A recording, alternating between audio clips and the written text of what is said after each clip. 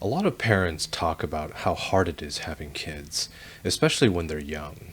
And as a dad of a 2.5-year-old and another one due really any day now, I totally agree.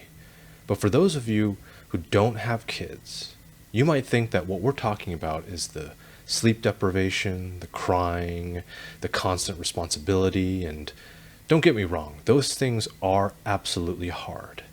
My wife and I are able to joke about this now, but she and I said quite often in those early days and weeks that anybody who does this more than once is stupid. Like, who in their right mind would want to go through this more than once? And yet, here we are, just days away from our second child's due date. But in all seriousness, the lack of sleep, the logistics, and physicality of having a kid is hard, but in reality, the hardest part about having a kid is accepting the fact that this is your new reality and rising to the occasion.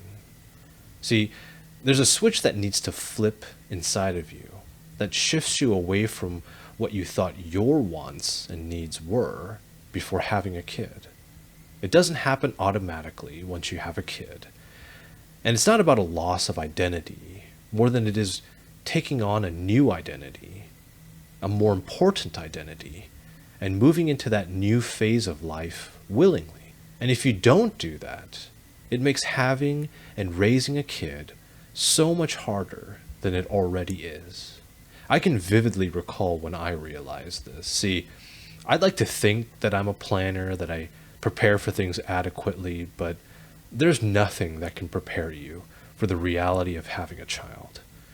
It's like that Mike Tyson quote, everyone has a plan until they get punched in the mouth. It was the first morning after bringing our daughter home from the hospital. I thought to myself, this is it. It's the moment I had prepared myself for, being a dad. But I just needed a little more sleep. My wife was already up, she was breastfeeding our daughter, but I just knew that if I had a little more sleep, I could get through the day. I could do all the things that would be expected of me. We had already had an exhausting and uncomfortable 24 hours at the hospital because that's how long they make you stay after having a baby. And I thought that now that I was home, we could ease into this. We could be comfortable and do things on our own terms. Nope. My wife woke me up, irritated and way more exhausted than I was, asking, why was I still sleeping? And I had no response. What was I going to do? Get mad at her for waking me up? Complain that I just needed a little more sleep to the person who had just pushed a baby out of her body 24 hours ago and now had to use her body once again to keep this baby alive? I call that my baptism. My entire being was dunked into cold water.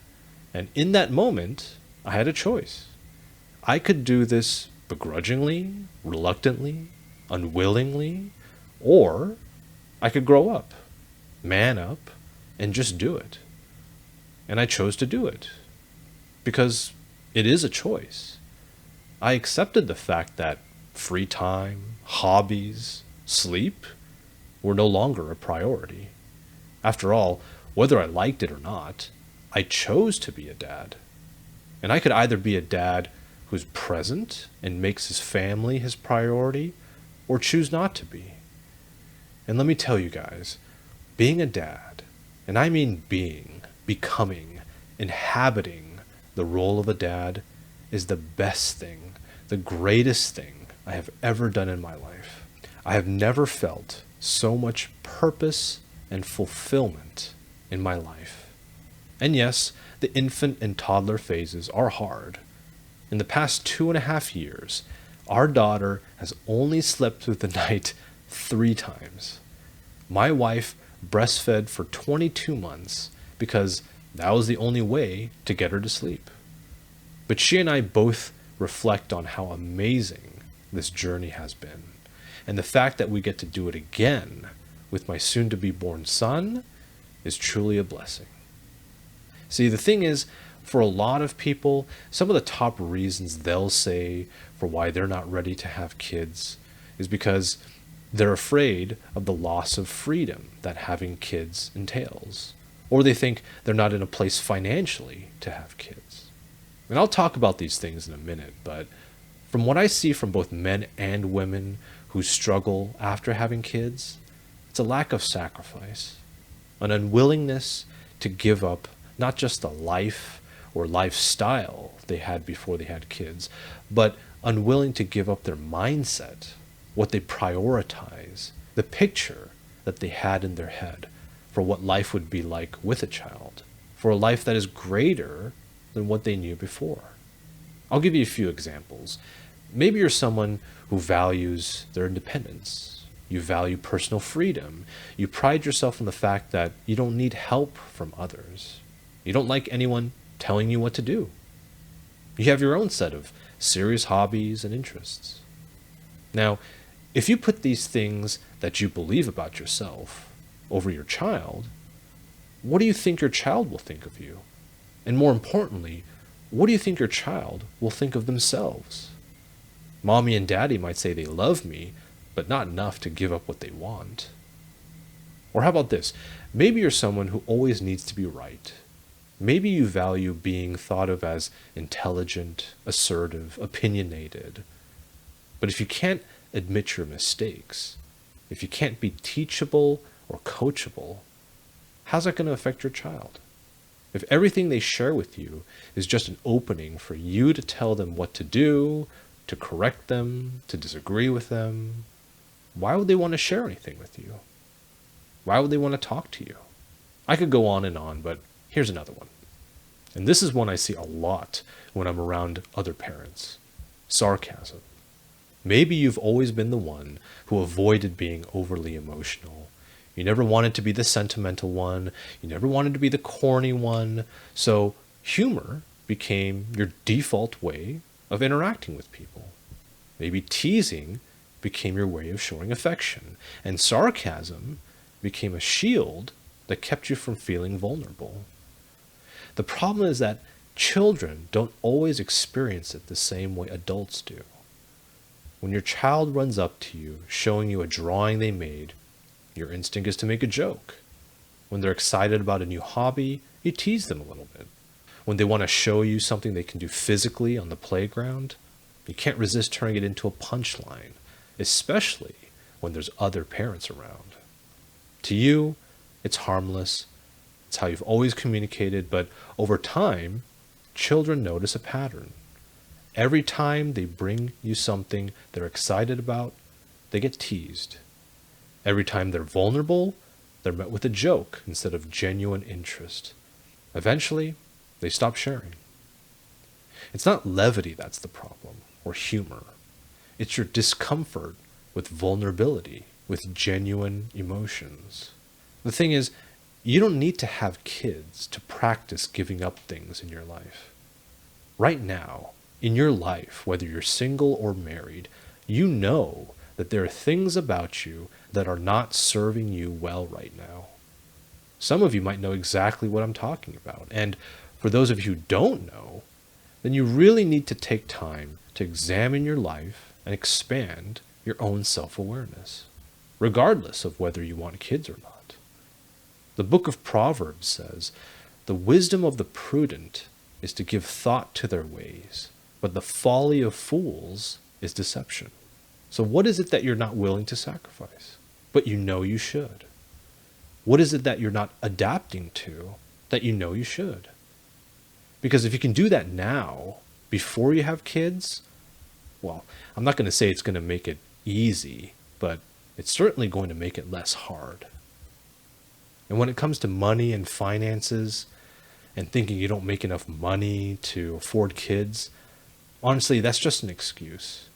You don't need a six-figure income to have a kid.